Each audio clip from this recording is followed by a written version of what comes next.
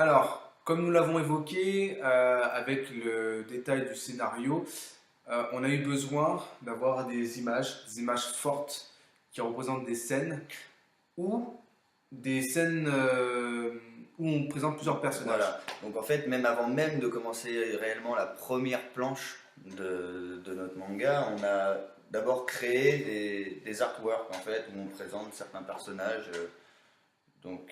Comme ceci, Alors, un je vais petit la peu. rapprocher un petit peu, je ne sais pas si tout le monde le voit bien. Donc, Alors, voilà. bien évidemment, vous aurez cet artwork va être diffusé dans les réseaux sociaux. Voilà. Ensuite, crayonné par Manu, à savoir les artworks sont mis en couleur. Je les colorise, à mon niveau, hein, bien sûr. Euh, donc voilà. Création d'artwork pour créer tous les personnages. Enfin, Voilà. Et créer les personnages, mais aussi les mettre en scène. oui. Parce qu'en fait, dans un artwork, on peut deviner beaucoup de choses. Déjà les décors, parce que les décors vont être dans le manga, mais également l'attitude des personnages, leur posture va en dire sur leur personnalité et va nous inspirer par la suite. Ce qu'il faut savoir aussi, c'est que les artworks aussi ont été une façon pour nous aussi d'apprendre, de se former et d'apprendre à dessiner ces personnages-là et à les mettre en scène. Ça, c'est important. Il y a eu des réels défis parce que effectivement, les artworks sont assez gourmands en taille. Vous avez vu, hein, c'est quand même sur un format entre le A3 et le A4. Et on a plusieurs personnages dans un même cadre, avec une perspective, avec un décor bien travaillé. Donc on a mis pas mal de temps sur ces artworks, effectivement.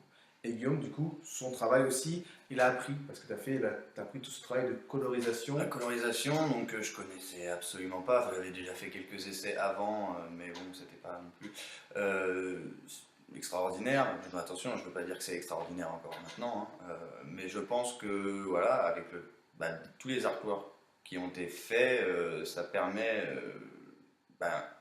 c'est de l'entraînement, c'est de la pratique, et donc on arrive à faire un meilleur rendu, tout simplement. Voilà.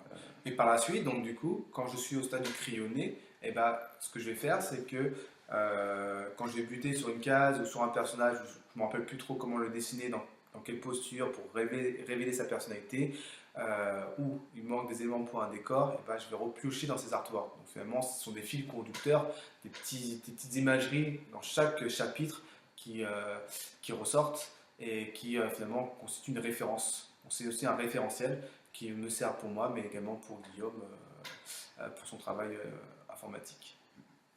Voilà. Donc c'était tout, je pense, pour Oui, pour la question liste des des artworks. artworks. Ouais. Voilà. Bon, à bientôt. À bientôt.